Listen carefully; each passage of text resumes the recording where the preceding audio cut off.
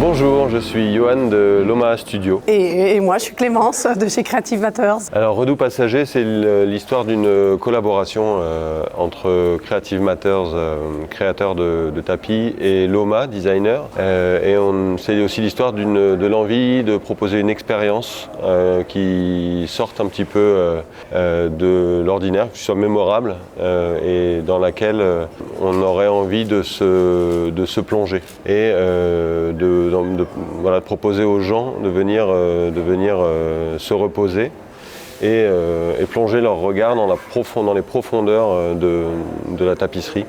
Un tapis qui est taffeté à la main en Thaïlande, en laine et soie, et qui est assez complexe en fait dans sa construction, car nous avons effectivement 15 couleurs et probablement une quarantaine de mélanges pour réussir à obtenir cet effet de profondeur aquatique. Voilà, et je dois dire particulièrement ici ce qu'on avait envie de mettre en avant, c'est donc notre fabricant en Thaïlande qui a créé ces citernes pour récupérer l'eau de la pluie. Donc il est complètement indépendant de l'eau de la ville, il ne l'utilise plus.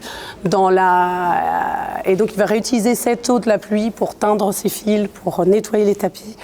Et il va ensuite la filtrer pour arroser son jardin. Et donc il y a vraiment cet aspect de circularité qu'on avait envie de mettre en avant avec Redoux Passager.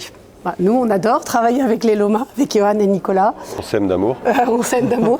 On avait déjà fait une première collaboration il y a 2 ans pour Paris Design Week, dans lequel on avait présenté un Winter Garden, qui était aussi une expérience immersive. On aime beaucoup le fait que les Loma soient assez minimalistes.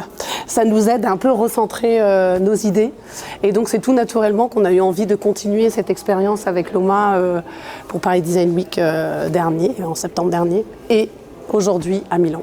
La première expérience qu'on a fait, donc c'était en 2022. Ou 2022. 2022 était autour d'un autre état de l'eau qui était la neige. Donc on a fait une sorte de grand jardin de neige. Et l'idée de Redoux Passager, c'était la suite logique, c'est-à-dire que la neige a fondu et donc on regarde un petit peu l'eau pour ce qu'elle est.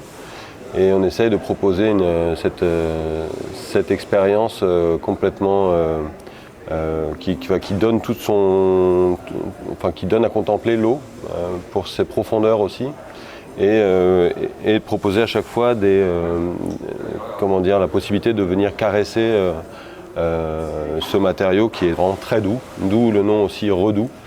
Il y a ce côté, on a envie de toucher, on a envie de se plonger dedans. Et c'est le sens de cette installation. C'était très fort de pouvoir montrer ceci à encore plus de personnes. Il y a quelque chose d'assez merveilleux en fait, d'être dans ce cloître. C'est assez magique en fait. Parce que entre sacré et merveilleux. Oui, c'est ça. Et ça a pris du coup une nouvelle dimension qu'on avait peut-être ressentie différemment en fait à Paris en septembre dernier. Ouais. C'est vrai que cet objet, il prend une toute autre dimension dans cet endroit, un peu en extérieur, caché derrière des feuillages. C'est ça. Avec l'orgue de l'église qui joue derrière. C'est ça. Et il y a comme un dialogue en fait entre l'espace et entre cette mise en scène qui en fait se marie très bien avec cet endroit.